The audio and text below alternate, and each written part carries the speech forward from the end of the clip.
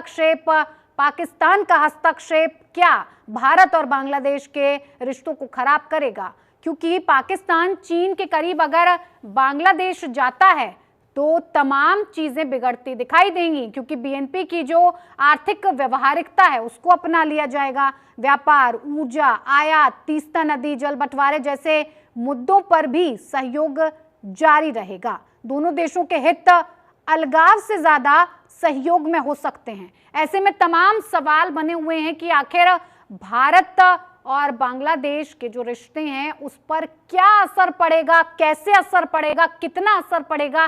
क्या बांग्लादेश के साथ भारत का जो पहला पुराना अगर इतिहास उठाकर देखा जाए तो साफ तौर पर यह दिखाई देता है कि भारत और बांग्लादेश के बीच रोटी बेटी का रिश्ता हमेशा से रहा है और उसे बांग्लादेश की सरकार ने, हालांकि ज्यादातर मौकों पर देखा गया है, निभाया भी है। जब शेख हसीना, आपको बता दें, प्रधानमंत्री हुआ करती थी बांग्लादेश की, तो बहुत बेहतर रिश्ते थे भारत के साथ बांग्लादेश के।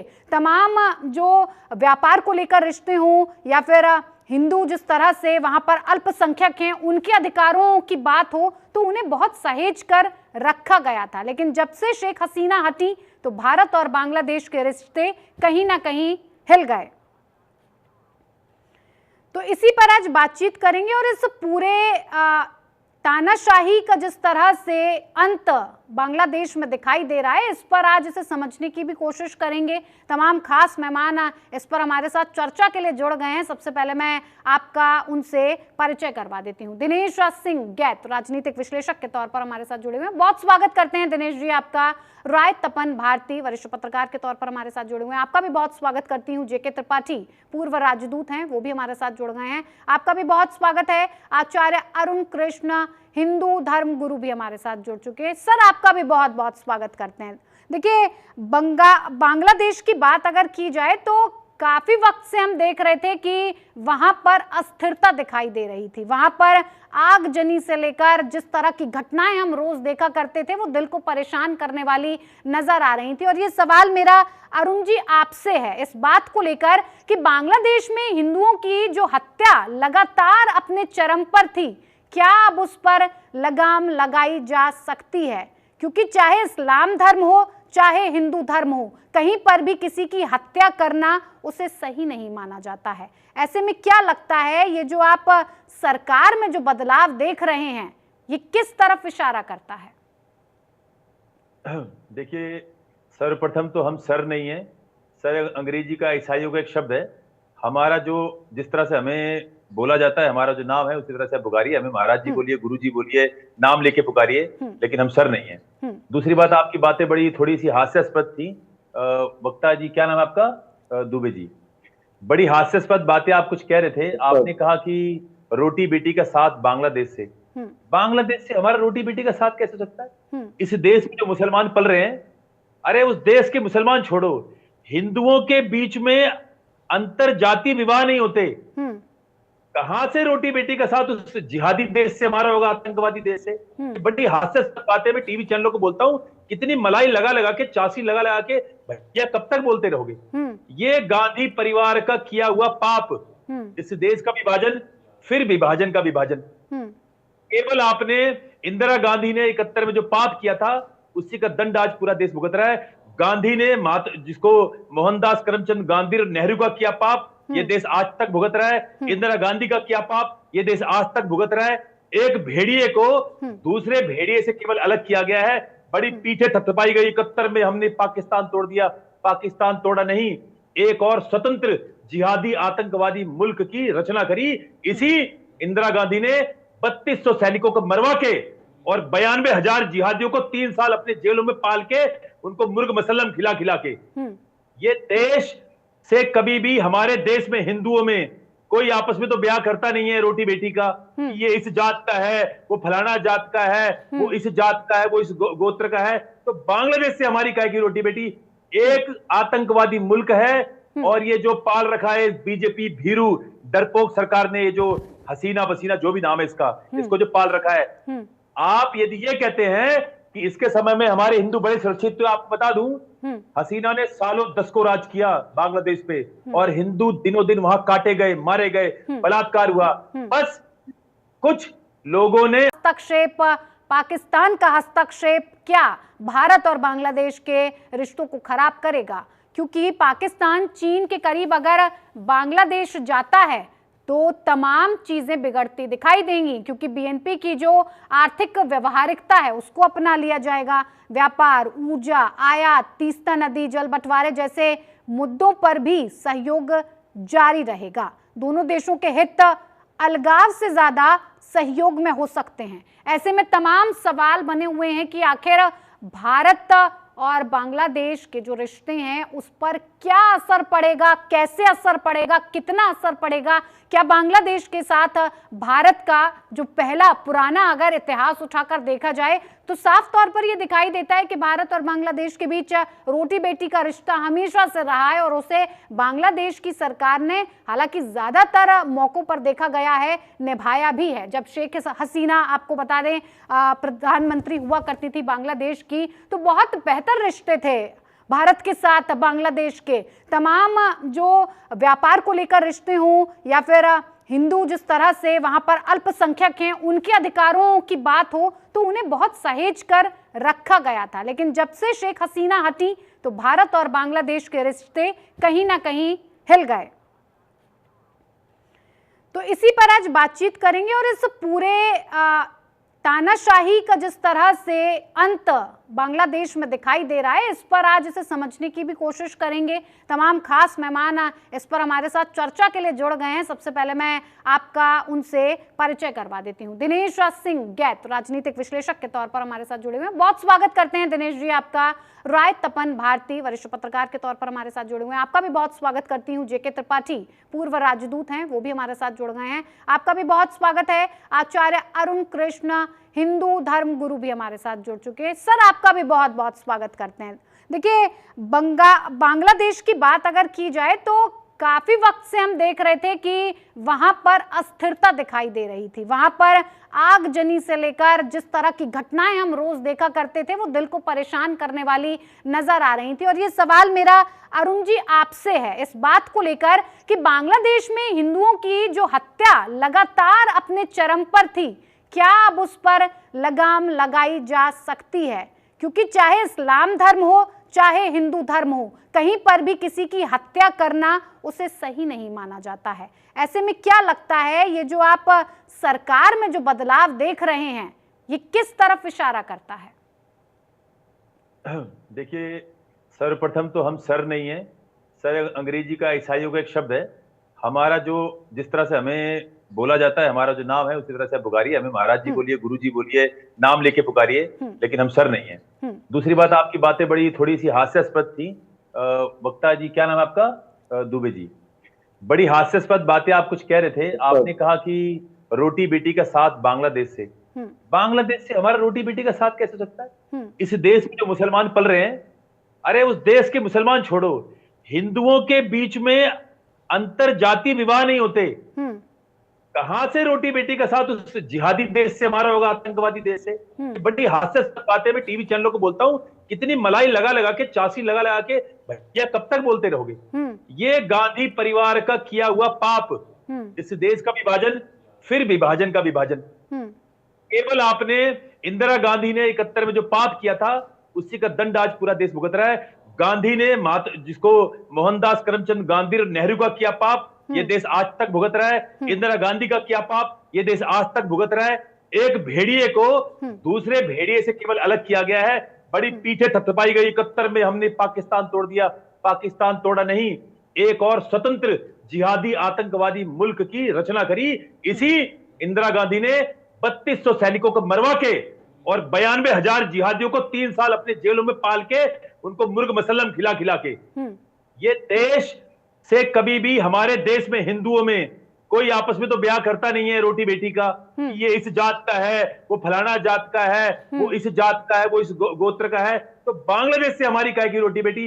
एक आतंकवादी मुल्क है और ये जो पाल रखा है बीजेपी भीरू डरपोक सरकार ने, ये जो हसीना बसीना जो भी नाम है इसका, इसको जो पाल रखा है।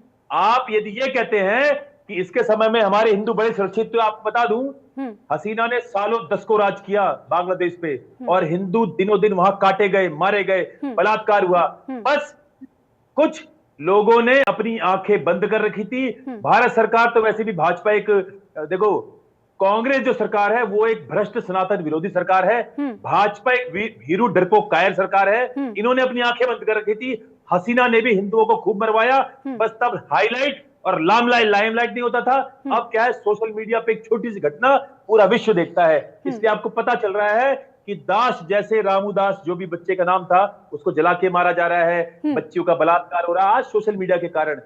कोई भी सरकार आ जाए बांग्लादेश में, कुछ भी हो जाए, मुसलमान केवल एक चीज पढ़ता है और वो है कुरान।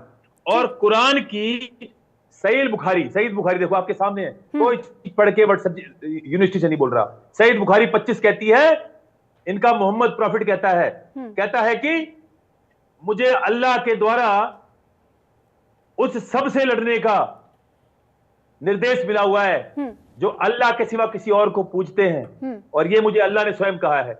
ये कुरान में पढ़ते हैं दिन भर मुसलमान कि अल्लाह के सिवा किसी और को पूजने का नहीं। क्या बांग्लादेश में जो मुसलमान रहते हैं वो कुछ और पढ़ते हैं, तो भगवत गीता पढ़ते हैं। ये सारे जिहादी भेड़ी आतंकवादी हैं, वो चाहे बांग्लादेश में हो, चाहे पाकिस्तान में हो, चाहे भारत के अंदर हो, चाहे अफगान में हो, चाहे दुनिया के नहीं सुधरेंगे। अरुण जी, आपको लगता है कि चाहे सरकार बदल जाए नहीं बदल जाए, रिश्ते नहीं सुधर पाएंगे भारत के साथ?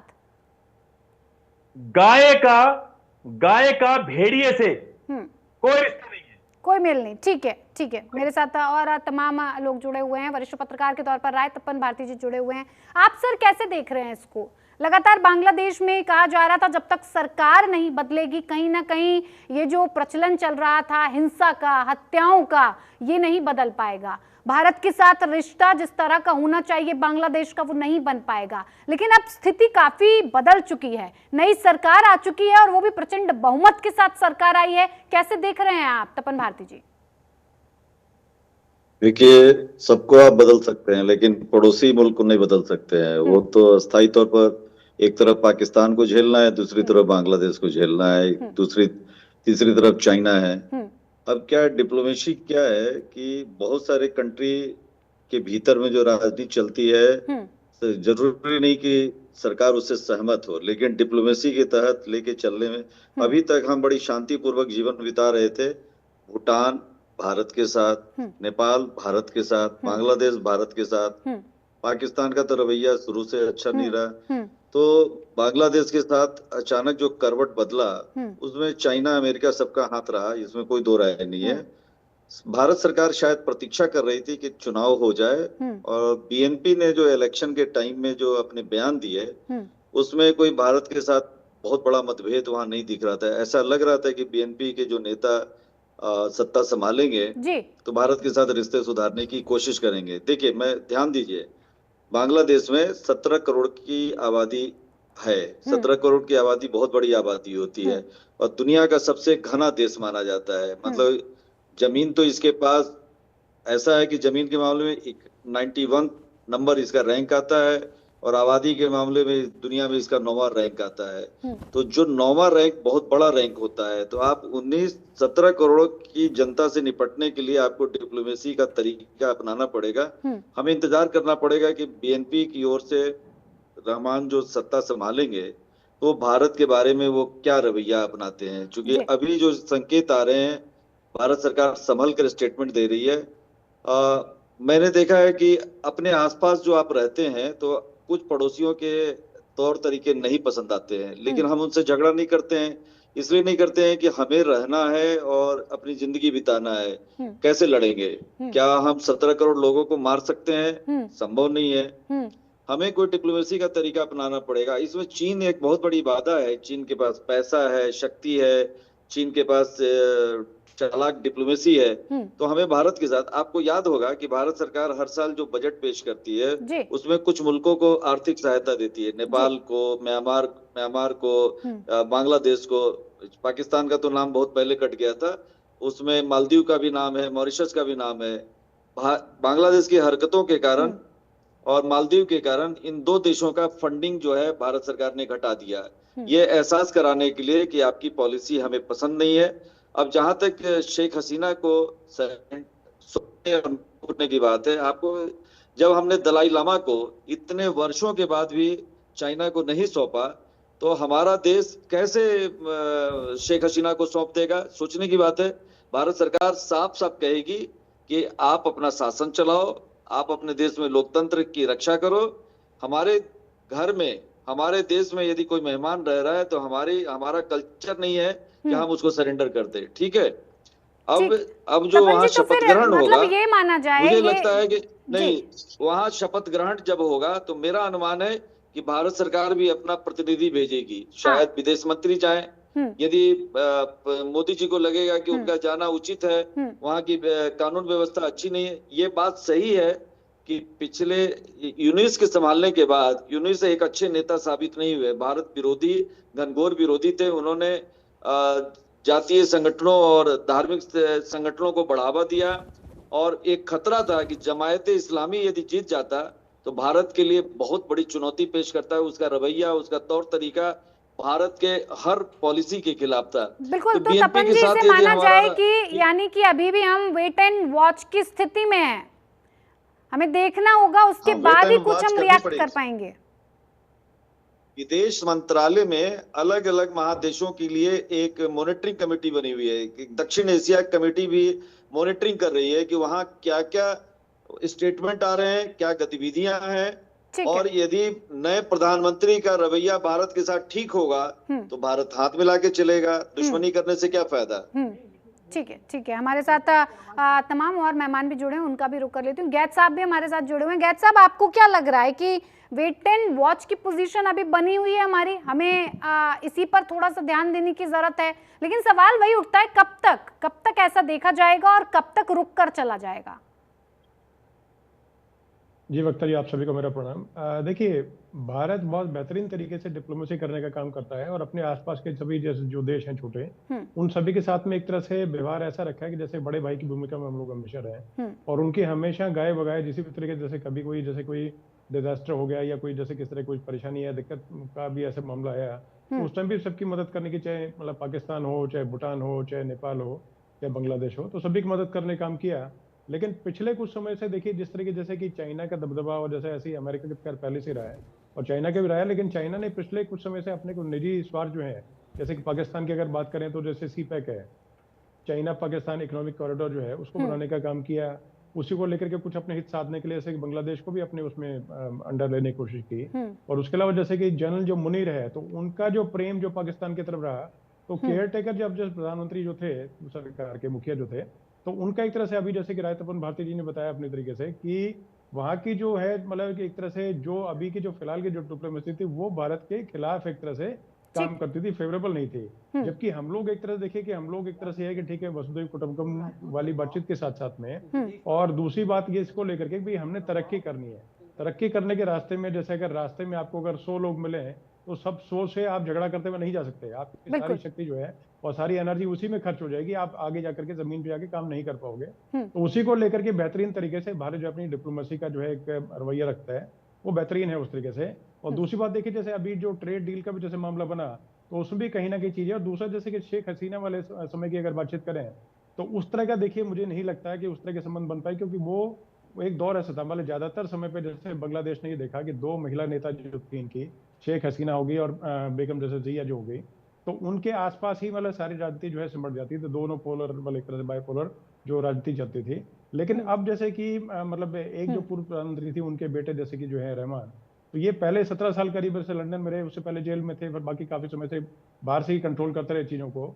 और ये मान के चले कि अगर शेख हसीना की पार्टी को चुनाव में फ्रेम अगर हासिल होती, मेजोरिटी अगर चुनाव लड़ने का मौका मिलता तो शायद एक कि इनकी जगह इतनी नहीं होती। लेकिन एक तरह से ये कि विरोध के वोट उनको ज्यादा पड़े ये कट्टरवादी जो सरकार थी, क्योंकि जैसे एक तरह से आप जैसे कि मतलब सरकार बोलती थी कि हमने आगे बहुत सारी चीजें करनी है, ट्रेड में काफी आगे बढ़ाना है और बांग्लादेश की आगे काफी तरक्की करवानी है। लेकिन तरक्की कैसे करेंगे जब आप एक जैसे कि मतलब कि आधी आबादी जैसे हमारे यहाँ पे है महिलाएं, तो उस तरीके से आधी आबादी उधर भी है, तो उनको आप घर में अगर है कि नजर बंद करके रखेंगे, घर पे अगर बंद कर रखेंगे तो महिला जो वर्क फोर्स पे जो है तो उनको आप किस तरह कर पाएंगे। दूसरा जैसे कि मतलब सोशल मीडिया के सिस्टम जमाना है, तो एक तरह से जो इन्फ्लुएंसर्स हो गए और कुछ हो गए या महिलाएं हो गई, तो उनके वोट खिलाफ में जहां पर भी जा सकता है तो वहां पर पड़े।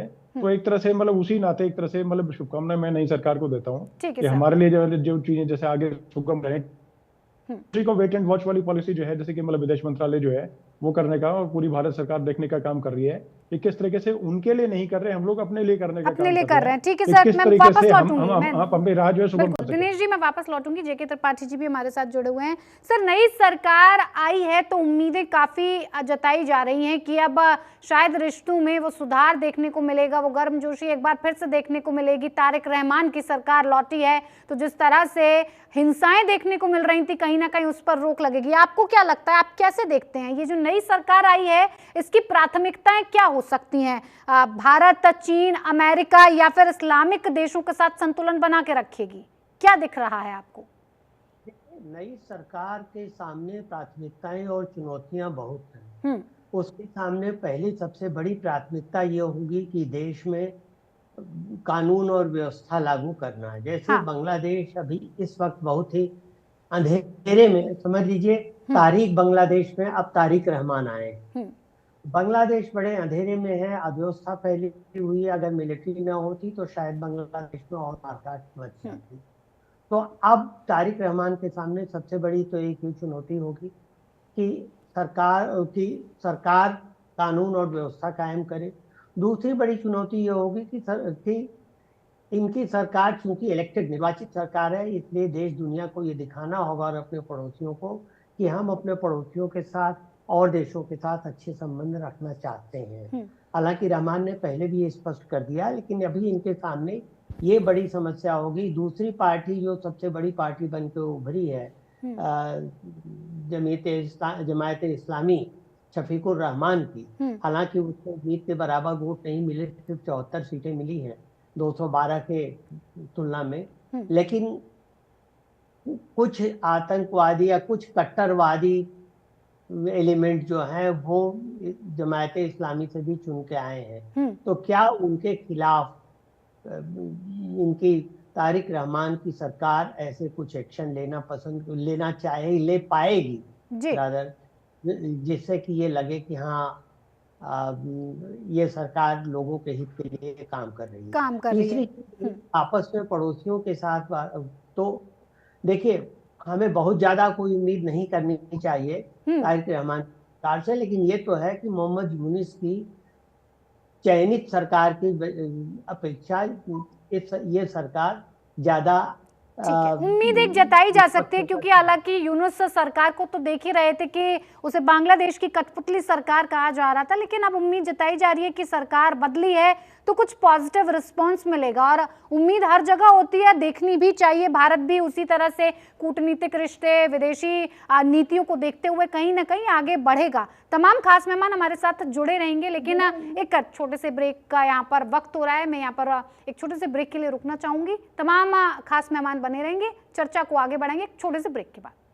ब्रेक के बाद एक बार फिर से बहुत बहुत स्वागत है। लगातार चर्चा कर रहे हैं कि अब तानाशाही सरकार पर एक बड़ा प्रहार हुआ है। बांग्लादेश में सरकार बदलने के आसार साफ तौर पर दिखाई दे रहे हैं, क्योंकि बीएनपी जीत कर वापस आई है और प्रचंड जीत के साथ वापस आई है। ऐसे में रहमान सरकार से उम्मीदें काफी हैं, लेकिन उम्मीदों के साथ साथ भारत के लिए भी कहीं ना कहीं चुनौतियां काफी बड़ी नजर आ रही हैं, क्योंकि भारत ने फिलहाल शेख हसीना को भारत में रख रखा है। अब ऐसे में ये भी सवाल उठ रहा है, क्या प्रत्यर्पण किया जाएगा? शेख हसीना का प्रत्यर्पण सबसे पहला टकराव क्या हो सकता है? क्योंकि करीब 2 साल से भारत में हसीना शरण लिए हुए हैं। बांग्लादेश की अंतरिम सरकार ने भी काफी गंभीर आरोप इसको लेकर लगाए थे, लेकिन हसीना पर लगाए गए जो ये मानवता के खिलाफ अपराध उस वक्त हुए थे, इनको लेकर ये आरोप लगाए गए थे। बीएनपी सरकार ने हसीना के प्रत्यर्पण की अगर मांग की तो फिर मामला बहुत ज्यादा पेचीदा हो सकता है। भारत इस पर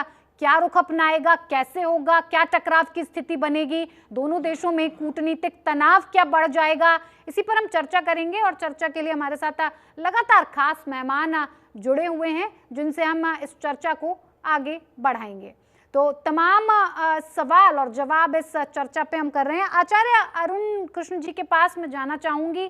सर, इसी पर मेरा आपसे सवाल है अरुण जी कि शेख हसीना करीब 2 साल से भारत में रह रही हैं और अब ये कहा जा रहा है कि अगर आगे बातचीत का स्तर बढ़ाया जाता है बांग्लादेश और भारत के बीच तो ये सबसे पहला टकराव निकलकर सामने आएगा। इस पर टकराव होगा। अरुण जी देखिए, हमें डिप्लोमेटिकली बात तो करनी आती नहीं है, और हम तो ये जानते हैं कि सत्यम धर्मस्तपो योगा सत्यम ब्रह्म सनातना, जो सत्य है वो बोलते हैं। और सत्य ये है, सत्य की हिंदुस्तान को सांपों पालने की शुरू से आदत है। गद्दारों को और सांपों को हिंदुस्तान पालती आई है। शेख हसीना भी उसमें से एक है। मैंने जैसा कहा, सोशल मीडिया का समय है, इसलिए हमें आज शेख हसीना के बारे में पता नहीं है। नहीं तो शेख हसीना के समय भी हिंदुओं को मारा गया, महिलाओं का बलात्कार हुआ, सब कुछ हुआ। लेकिन जैसा मैंने कहा, गद्दार पालता हिंदुस्तान आया है। हमारे सामरिक रिश्ते बाकी अन्य देशों से और हमारे सामरिक रिश्ते इन कन्वर्टेड मुसलमानों से, दोनों बातें अलग अलग हैं। ये गद्दार देश है, याद रखना। एक दिन हम जैसे आज हम बोलेंगे तो हो सकता है हमारी बातें लोगों को सत्य ना लगे, लेकिन जिस दिन इस देश में गृह युद्ध होगा, और वो गृह युद्ध अपरिहार्य है, अटल है, होगा, उस दिन भारत का मुसलमान, पाकिस्तान का मुसलमान और बांग्लादेश का मुसलमान एक साथ नजर आएगा, और बीच में पिस के मरेंगे वो हिंदू जो धर्म के लिए लड़ रहे हैं। और ये सरकार की जो ये नीतियां होती है, किसी काम नहीं आएंगी। सामरिक रिश्ते, आप सोचिए, हमारे इजराइल से सामरिक रिश्ते हैं, रसिया से हैं, और ऐसे अन्य बहुत सारे देशों से हैं। उससे हमारा थोड़ा बहुत कुछ नहीं हो सकता है, लेकिन अभी आप विरुद्ध पूरी तरह से कभी नहीं कोई ऐसा। मैं आपकी बातों को भारती जी से पूछना चाहूंगी, सहमत है सर आप? अरुण जी जो कह रहे हैं उससे आप सहमत दिखाई दे रहे हैं? तपन भारती जी। मैं जो डिप्लोमेसी, मैं तो त्रिपाठी साहब को एम्बेसडर के रूप में अनुभव है। मैंने जो विश्व की राजनीति को जो समझा है, आपको अपने पड़ोसी मुल्क के साथ तो कोशिश करनी चाहिए कि डिप्लोमेटिक तरीके से चलिए।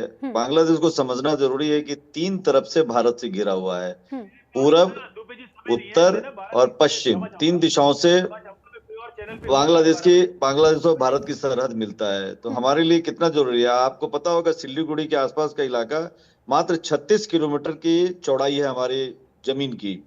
तो बांग्लादेश और चाइना मिलकर कुछ गड़बड़ करते हैं तो भारत के लिए कुछ भी हो सकता। ये मैं मानता हूं कि वहाँ 17 करोड़ की मुस्लिम आबादी है, पाकिस्तान में 24-25 करोड़ की मुस्लिम आबादी है, लेकिन आपको ये भी देखना है कि बांग्लादेश में लगभग 7.8% हिंदू आबादी है। शेख हसीना को लेकर देखिए बड़ा सवाल बना हुआ है, क्या सौंपा जाएगा आपको लगता है? नहीं, देखिए, शेख हसीना के मुद्दे को भारत सरकार नहीं चाहेगी कि पब्लिक प्लेटफॉर्म पर जिक्र हो। उन्हें बता दिया जाएगा कि वो हमारे देश में शरण लिया है, भारत सरकार की पॉलिसी रही है। दलाई लामा हो, अन्य लोग अन्य देश, उनको हम देश से निष्कासित नहीं कर सकते, उन्हें हम किसी कंट्री को हैंडओवर नहीं करते। तो ये बात तो भारत सरकार कतई रहमान सरकार, बीएनपी सरकार के सामने नहीं झुकेगी, ये इतना मैं जानता हूं। भारत सरकार और मुद्दों पर बात करेगी कि आपके साथ हम देखिए, बांग्लादेश में जो भारत से जो रेल लाइन गई है, 2 या 3 रेल लाइन गई है, उस रेल लाइन पर ट्रेनों का आवागमन बंद हो गया है, उसे चालू कराने पर बात करेगी। आपको पता होगा कि अडानी ने बहुत बड़ा इन्वेस्टमेंट बांग्लादेश में किया है, और भारत की बिजली झारखंड से वहां तक सप्लाई होती है। वो उस मामले में भी कुछ अड़चने आ रही हैं, उसे ठीक करने का प्रयास होगा।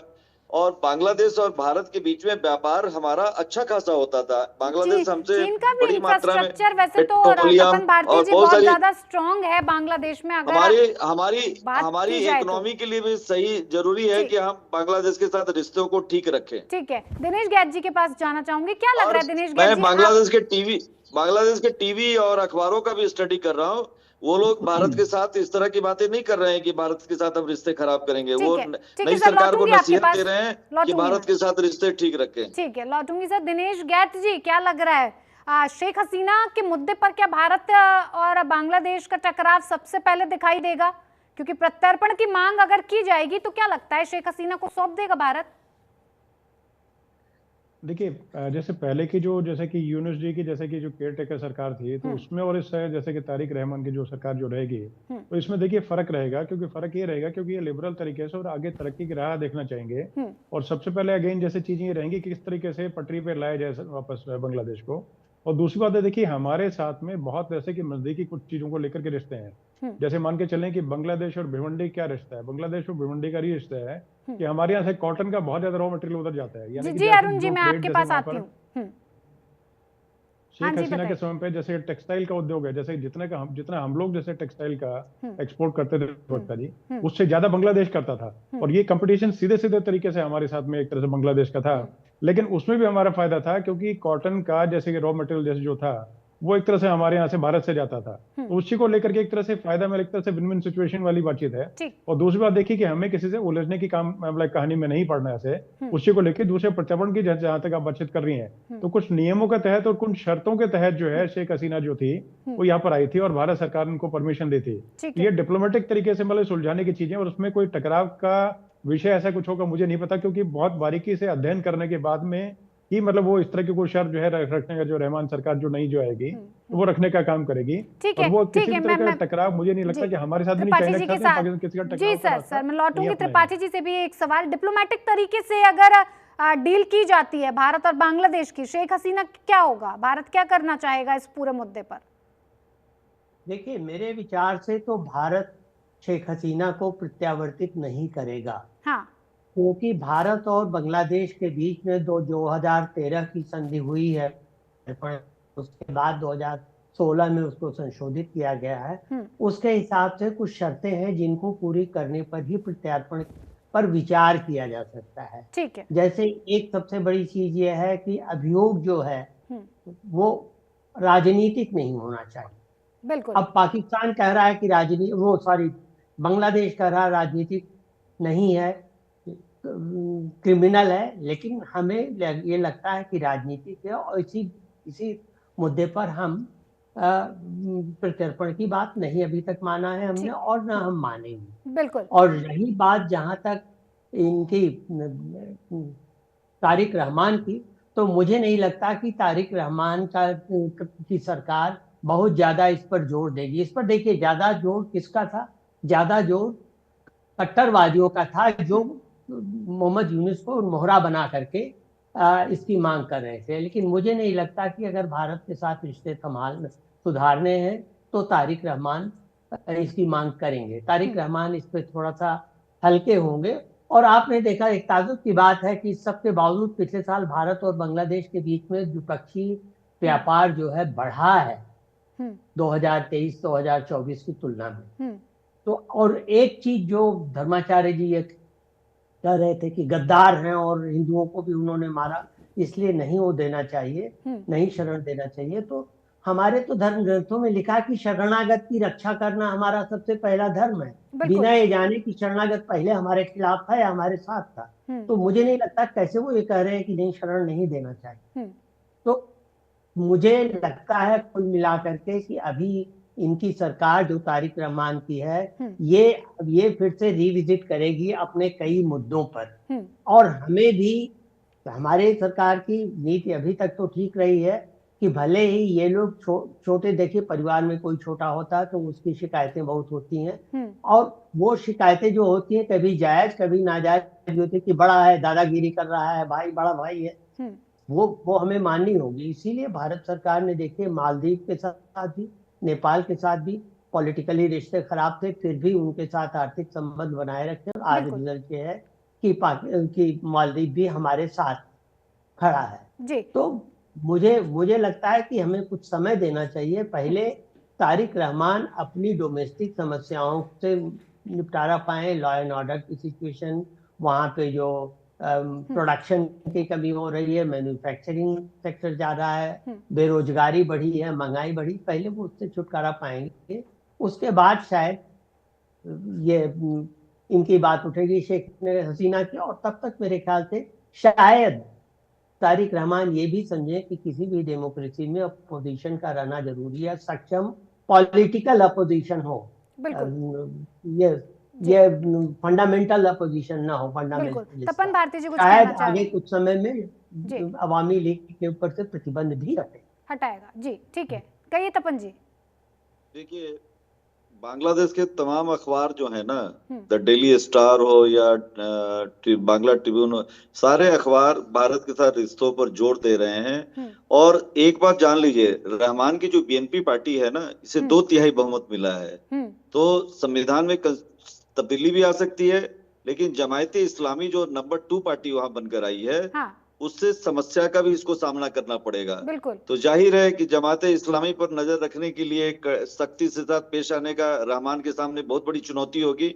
रहमान ने जश्न मनाने के बजाय ये जो जीत हुई, बहुत सारे मुल्कों में जब जीत होती है तो पार्टियां जो है जश्न के लिए विजय रैली निकालती है, विजय जुलूस निकालती है। आज उन्होंने बांग्लादेश में आह्वान किया कि जुमे की नमाज पढ़ने के बाद तमाम जो उनके वर्कर्स हैं, समर्थक हैं, नागरिक हैं, वे सारे लोग स्पेशल प्रे करें बांग्लादेश की तरक्की के लिए, बांग्लादेश में शांति के लिए।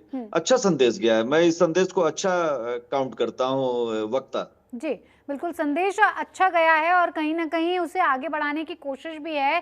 दिनेश सिंह गैत जी, आपको क्या लगता है, क्योंकि तमाम समस्याओं से अभी रहमान सरकार, जैसा कि अभी जेके त्रिपाठी जी ने बताया कि वो पहले अपनी समस्याओं से निपट लें, क्योंकि बहुत ज़्यादा अस्थिरता फैल चुकी है फिलहाल बांग्लादेश में। उसे संभालना, युवाओं के मन में ये बिठाना कि अब बांग्लादेश की जो सरकार आई है वो आपके भले के लिए और आपकी इच्छा के अनुसार आगे काम करेगी, तो ये एक संदेश पास करना बहुत ज़रूरी हो जाएगा। लेकिन आगे की चीज़ों को अगर और बेहतर तरीके से हम उस तस्वीर को साफ करके देखना चाहें, तो आपको लगता है कि भारत के साथ हाथ से हाथ मिलाकर बांग्लादेश, आतंकवाद का मुद्दा सबसे बड़ा है, क्योंकि चारों तरफ से हम अपने पड़ोसी देशों के साथ घिरे हुए हैं। ऐसे में तमाम जो बॉर्डर्स हैं वो भारत के साथ लगते हैं, बांग्लादेश के साथ लगते हैं, बड़ा मुद्दा माना जाएगा।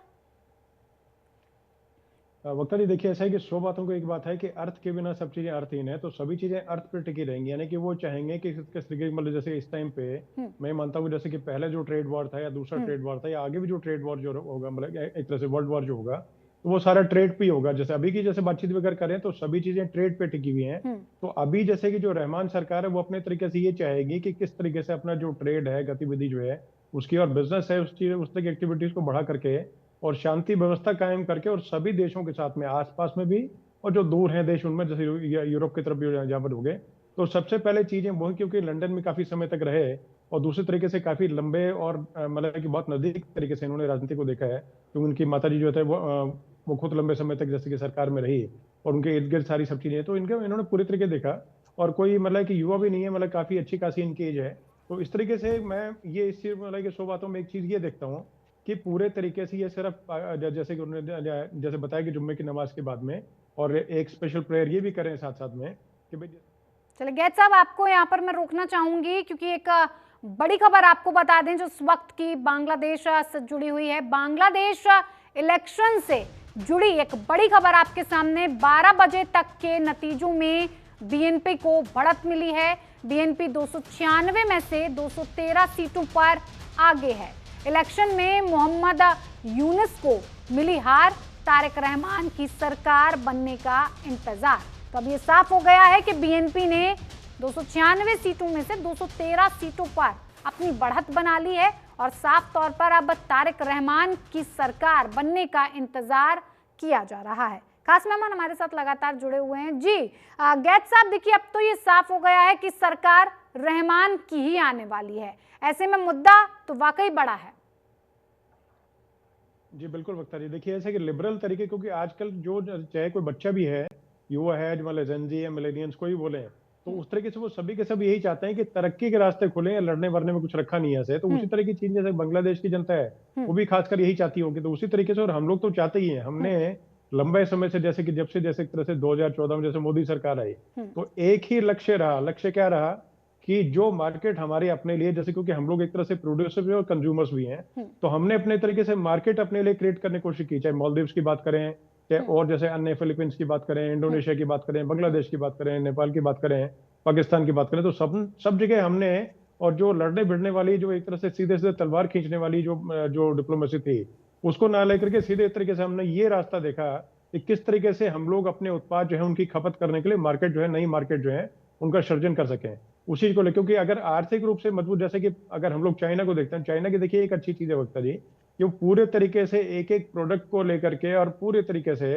और मुंह झुका के नीचे डिप्लोमेसी भी करता रहा और अपनी पॉलिटी जो है उसको भी मतलब कि सुधारता रहा, लेकिन साथ साथ में उन्होंने एक तरह से अपने प्रोडक्ट्स पे, अपने एक्सपोर्ट्स पे ध्यान दिया, जिसका नतीजा हमारे सबके सामने है। उसी चीज को लेकर के जैसे भारत ने किया तो बांग्लादेश भी देखिए ऐसा कि अभी लिबरल तरीके से और सिर्फ इसी चीज पे ट्रेड पे और शांति व्यवस्था कायम होगी तो देखिए कि मतलब फॉरेन से इन्वेस्टमेंट भी आएगी, बाहर की कंपनीज भी जाएंगी, क्योंकि अब जैसे कि बच्चे जैसे हाँ अभी बिल्कुल, ये देखी तो जाए मानना ही कि पड़ेगा बिजली कि का उत्पादन लड़ाई झगड़ा किसी भी चीज का सॉल्यूशन नहीं है। आपको कोई बीच का रास्ता तो हर देश के साथ निकालना ही होता है। बंदूकें तान ली जाएंगी तो फिर विदेश नीति, कूटनीतिक रिश्ते, तमाम चीजें होती हैं जिन पर हम आगे नहीं बढ़ पाएंगे। जेके त्रिपाठी जी जरा ये समझा दीजिए, क्योंकि अब साफ तौर पर ये साफ हो गया है कि अब रहमान सरकार आने वाली है। अब ऐसे में अगर रहमान सरकार आती है तो भारत की तरफ से क्या इस मुद्दे को बहुत ही एक पुरजोर तरीके से, स्ट्रॉन्ग तरीके से, मजबूत तरीके से उठाया जाएगा कि भाई अल्पसंख्यकों को थोड़ा सा आपको देखना तो पड़ेगा। आगे की बातचीत और डील हमारी तभी हो पाएगी जब आप हमारे अल्पसंख्यकों को, रह रहे वहां हिंदू वासी जो हैं, उनका थोड़ा सा ध्यान रखेंगे। हाँ देखिए, वक्ता बिल्कुल सही कह रही हैं आप कि भारत सरकार को तो इनको ये बताना पड़ेगा, और उनको भी ये पता है, तारिक रहमान को, कि जब तक देश में शांति नहीं होगी तब तक किसी भी तरह का समझौता या किसी तरह का वार्तालाप सफल होने की कोई गारंटी नहीं। और देश में शांति होने का मतलब ये है कि जो अल्पसंख्यकों के ऊपर अत्याचार हो रहे हैं वो खत्म। देखिए, डायरेक्टली तो हम इनसे ये नहीं कह सकते कि आप अपनी जनता के ऊपर, जो हिंदुओं के ऊपर जो हो रहा है उसको मत कीजिए, क्योंकि ना हमारे पास ऐसा कोई प्रूफ है डायरेक्ट, और ना हम उनको ये कह सकते हैं कि आप अपने आंतरिक मामलों में हमें दखल देने दीजिए। हाँ, हम उनसे यही कहेंगे कि आप अपने यहाँ डेमोक्रेटिकली इलेक्टेड होके आए हैं तो आप अपने यहाँ शांति स्थापित कीजिए, हम आपसे वार्तालाप करेंगे। कई चीजें ऐसी हैं जो अभी जिनमें समझौते नहीं हुए हैं, जो होते होते रह गए हैं, जैसे तीस्ता नदी के पानी के शेयरिंग का समझौता। हालांकि उसमें ममता सरकार की ज्यादा मैं कहता हूँ शरारत थी, क्योंकि ममता सरकार नहीं चाहती 708 में आ रहा हूँ। हो, लेकिन तभी भी कई ऐसी चीजें हैं जिन पे समझौता होगा। जैसे कि कहा गया कि रेल लाइन जो थी रुक गई थी, बस सर्विस रुक गई थी, शिपिंग सर्विसेज रुक गई थी चटगांव होते हुए, जो हमारे पूर्वोत्तर में के राज्यों के लिए थी, वो दोनों के लिए फायदेमंद था। तो इसलिए ये चीज अभी ये तब तक नहीं होगी। हम रिश्ते कायम करने के लिए, रिश्ते बढ़ाने के लिए बात करते रहेंगे, लेकिन ये तब तक कुछ ठोस कदम नहीं उठाया जा सकेगा जब तक कि वहाँ शांति स्थापित नहीं हो जाती, या ये दिखता नहीं पड़ोसियों को कि शांति स्थापित हो गई हुई है। बिल्कुल जी, तपन जी बताइए। मैं ये कह रहा हूँ, हाँ, 14 बिलियन से लेकर $14.5 बिलियन तक का कारोबार बांग्लादेश के साथ हो रहा है। बड़ा अमाउंट है। इंडियन करेंसी में इसे 1.25 लाख करोड़ के आसपास कहेंगे। भारत से कपास जाता है, चावल जाता है, पेट्रोलियम उत्पाद बड़ी मात्रा में जाता है। क्या आप कल्पना कर सकती है, बांग्लादेश को पता नहीं है, पाकिस्तान से पेट्रोल नहीं मंगा सकता है, चाइना से मंगाना भी बहुत कठिन काम है। तो भारत के ऊपर बांग्लादेश की व्यापार की निर्भरता लाजमी है। चावल हम उन्हें हमेशा देते रहे हैं, कभी हमने उनको चावल सप्लाई से नहीं रोका।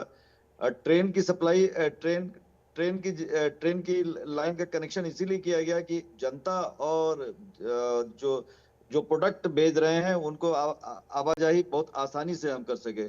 कुछ रिश्तों में दरार पड़ा है, उसमें यूसुफ सरकार का बहुत बड़ा योगदान है, क्योंकि यूसुफ स्वयं कई वर्षों से बांग्लादेश से फरार थे, पेरिस में रहते थे, और उनको एक मौका मिला। मौका मिलने के बाद उसमें चाइना ने क्या रोल अपनाया सभी को पता है। फिलहाल भारत और बांग्लादेश को रिश्ते सुधारने का काम करना चाहिए। शपथ ग्रहण में उम्मीद है कि भारत सरकार का एक प्रतिनिधि मंडल जाएगा, और विदेश मंत्री से नीचे का मुझे तो लगता नहीं है कि रिप्रेजेंटेशन वहां पर होगा। और आगे आने वाले संबंध, यदि हम रिश्ते बेहतर करते हैं तो जो ट्रेड वार चल रहा है पूरी दुनिया में, उसमें हम बांग्लादेश के साथ यदि रिश्ते सुधारते हैं तो एक बड़ा सबक दुनिया को भी होगा, बांग्लादेश को भी, पाकिस्तान को भी समझ में आएगा कि भारत सभी लेकिन अब बांग्लादेश के पास ऐसा नहीं है ना कि सिर्फ भारत ही एक ऑप्शन बचता है। यहाँ पर बात सिर्फ यही आ जाती है कि तमाम देश जुड़े हुए हैं आसपास, तो ऐसा लगता है एक देश को कि कोई नहीं, भारत के साथ रिश्ते ठीक नहीं है तो क्या हुआ, हमारे पास चीन तो है, हमारे पास पाकिस्तान तो है, हमारे पास और देश तो हैं। ऐसे में दिनेश जी आपसे मैं पूछना चाहूंगी कि चीन ने पहले से ही बांग्लादेश में अपना जो इंफ्रास्ट्रक्चर है उसको काफी वहां पर मजबूत कर लिया है। पाकिस्तान भी इस तरफ लगातार कदम बढ़ाती रही है और हस्तक्षेप हमने देखा है कि पहले की सरकारों में किस तरह से देखने को मिला था। जो वहां के जैश के जो आतंकी थे वो तो पूरी तरह से वहां पर उसका प्रचार प्रसार तक आपको सड़कों पर करते हुए दिखाई दे जा रहे थे। ऐसे में क्या लगता है कि ये जो सहयोग बढ़ रहा था पाकिस्तान का, चीन का, हस्तक्षेप लगातार बांग्लादेश में बढ़ रहा था, इस सहयोग को और ज्यादा बांग्लादेश बढ़ाएगा या अब इसे स्थिर करने की कोशिश करेगा? बैलेंस करने की कोशिश करेगा बख्तर जी, क्योंकि देखिए अपने तरीके से एकदम से निकाल पाएंगे ऐसी इनमें अभी क्षमता नहीं है, मतलब जो नई रहमान सरकार आएगी, लेकिन धीरे धीरे करते करते मुझे लगता है कर्टेल कर देंगे। और दूसरा जैसे कि ये हमारे खुद के बेनिफिट के लिए है, शांति व्यवस्था जो है वहां पर कायम हो और उद्योग धंधे वहां पर फले फूले, तो उसमें हमारे लिए सभी तरह थोड़ा वक्त दीजिएगा अभी कि थोड़ा उसमें हमें पूरी तरीके से हर तरीके से हमारे मतलब लाभ की स्थिति रहेगी, विन विन सिचुएशन रहेगी। कैसे रहेगी? हमारा करीब करीब 4000 किलोमीटर से ज्यादा का बॉर्डर का क्षेत्र जो है बांग्लादेश के साथ में हम लोग शेयर करते हैं, और वहां से इन्फिल्ट्रेशन बहुत ज्यादा आती है। इन्फिल्ट्रेशन क्यों होती है, बहुत ज्यादा घुसपैठी क्यों आते हैं? उनका कारण सिर्फ असर यह है कि वहां पर जो अवस्था है और वहां पर रोजी रोटी जो है उसकी मतलब की व्यवस्था उस तरीके से नहीं है, और कहीं ना कहीं डिस्टर्बेंस जो होती है तो वो ग्रीन पैस्चर्स यानी कि हरियाली की तलाश में भारत की तरफ आते हैं। तो वो चीज अगर वहां पर अगर व्यवस्था ठीक ठाक अगर होती है तो किसी भी तरीके से वहां से एक तरह घुसपैठियों की जो समस्या है वो भी खत्म होगी। दूसरा उसके अलावा देखिए ऐसा है कि हम लोग शांतिप्रिय तरीके से काम करते हैं, हम लोग वहां पर बांग्लादेश में किस तरह के डिस्टर्बेंस फैलाने का काम नहीं करते हैं। अब जैसे इस टाइम की जैसे जो रिजीम है पाकिस्तान की, जैसे जनरल मुनीर की अगर बात करें तो पूरे चाहे मतलब की सत्ता में बैठा कोई भी हो, लेकिन एक तरह से मतलब सभी को पता है कि जनरल मुनीर जो है वही तरह से सत्ता चलाने काम कर रहे हैं, और किसके इशारे पे कर रहे हैं वो भी सबको पता है। और दूसरा रही बात चाइना की, तो चाइना भी कहीं ना कहीं जैसे देखिए उसका एक पहले से पुराना पैतरा रहा है कि गरीब जो मुल्क कोई होता है तो उस पर कर्ज जो है इतना लाद देते हैं कि और बाद में चुका नहीं पाता, तो अपने तरीके से शर्तें मनवाने काम करते हैं। भारत जो है वो बहुत पूरे तरीके से और मतलब भाईबंदी के नाते उसके फायदा हमारा फायदा और बहुत नरम रुख के साथ में काम करने के, इसीलिए ये मतलब कि ठीक है गैद साहब, जाते जाते वक्त की कमी है, ज्यादा वक्त मैं दे नहीं पाऊंगी। एक छोटा सा सवाल और 30 सेकंड का जवाब चाहूंगी कि अगला कदम, ठोस कदम भारत की तरफ से, बांग्लादेश की तरफ से क्या होना चाहिए? देखिए बहुत मतलब जो है जी मैं आ रही हूँ, लौट रही हूँ, सबके साथ मेरा एक ही सवाल है, लेकिन बस 30 सेकंड। सबसे पहले दिनेश जी आपसे। जी धन्यवाद। तो देखिए मैं इस मामले में सिर्फ यही कहना चाहूंगा कि वक्त की यही है मतलब कि जैसे पुकार है कि इस टाइम पे शांति व्यवस्था कायम हो, ट्रेड जो है उसको बढ़ाने का काम करें, और आपस में हाथ से हाथ मिला के चलेंगे उतना बेहतर रहेगा बांग्लादेश के लिए और हमारे लिए भी। तो हमारा भी रुख यही रहेगा और बांग्लादेश का रुख भी यही रहना चाहिए, मुझे लगता है। तो उस तरीके से यहाँ के व्यापारियों के लिए, जनता के लिए, सभी के लिए बहुत बढ़िया रहेगा। बिल्कुल। जेके त्रिपाठी जी क्या सोचते हैं आप, बांग्लादेश और भारत का अगर एक पहला स्टेप बढ़ाना चाहिए तो किस चीज को लेकर आगे बढ़ना चाहिए? मेरे ख्याल से हमारे बीच में जो अभी संबंध, आर्थिक संबंध है, जैसा कि और दोनों पैनलिस्ट ने कहा है, वो संबंध आगे बढ़े। और इसके साथ ही साथ हम बांग्लादेश के साथ जुड़े हुए बिम्स्टेक ऑर्गेनाइजेशन के थ्रू, तो बिम्स्टेक के साथ हमें, बिम्स्टेक के प्लेटफॉर्म से हमें बांग्लादेश के साथ और भी अच्छे संबंध बनाने चाहिए। 14 बिम्स्टेक में जो 14 वो ऑब्जेक्टिव्स हैं उसमें से कई में बांग्लादेश को इनिशिएटिव लेना है, उसके लिए हमें बनाने चाहिए। क्योंकि देखिए एक चीज शायद आप लोगों ने ध्यान दी हो कि पिछले साल जून के महीने में चीन के दक्षिणी शहर कुंजिंग में एक मुलाकात हुई थी बांग्लादेश, चीन और पाकिस्तान के वरिष्ठ अधिकारियों की, जिन्होंने ये निर्णय किया कि हमें त्रिपक्षीय सुरक्षा सहयोग ये सब बढ़ाना चाहिए। और देखिए पिछले साल ही दिसंबर के महीने में अब पाकिस्तान के विदेश मंत्री ने ये बयान दिया था कि पाकिस्तान, चीन और बांग्लादेश को मिलके एक त्रिपक्षीय गुट बनाना चाहिए, जिसमें एशिया के और भी देशों को शामिल किया जाए, और इस गुट में भारत को न शामिल किया जाए। और उस पर बांग्लादेश के विदेश मामलों के सलाहकार जो यूनुस थे उन्होंने भी हामी भरी थी कि हाँ हम ऐसा चाहते हैं। बिल्कुल, तो भारत को ये देखना होगा, सुनिश्चित करना होगा कि ऐसा कोई गुट ना बने जहाँ की भारत को घेरा जाए और भारत को उससे एक्सक्लूड। ठीक है, रायतपन भारती जी, जल्दी से 30 सेकंड में आपकी प्रतिक्रिया, क्या होना चाहिए? देखिए, जब भी आपको दोस्ती की पहल करनी हो ना, तो हाँ। कुछ उपहार दीजिए। उनको चावल की जरूरत है, उनको पेट्रोलियम पदार्थों की जरूरत है, उनको भारत सरकार की ओर से जैसे ऐलान किया जाएगा, देखिएगा रिश्तों में और मधुरता आएगी। और बांग्लादेश को इस बात की समझ है, यदि आर्थिक मामलों की पकड़ यदि रहमान साहब को विदेशों में भी रहने का तजुर्बा है, यूरोप में भी रहे, तो मैं समझता हूँ कि वो समझ जाएंगे कि भारत के साथ रखने में फायदा ही है। पाकिस्तान में जो महंगाई आई है और उनकी जो आर्थिक हालत खराब हुई है, भारत से सप्लाई बंद करने के कारण उनकी हालत बेहद खराब है, ये सभी जानते हैं। बिल्कुल, इस पूरे मुद्दे को इतनी बेहतर तरीके से हमारी जनता के सामने पेश करने के लिए आप सभी मेहमानों का बहुत बहुत धन्यवाद करती हूँ। दिनेश जी आपका, त्रिपाठी जी आपका और रायतपन भारती जी आपका भी। इस बुलेटिन में मेरे साथ इतना ही, मुझे दीजिए इजाजत, नमस्कार।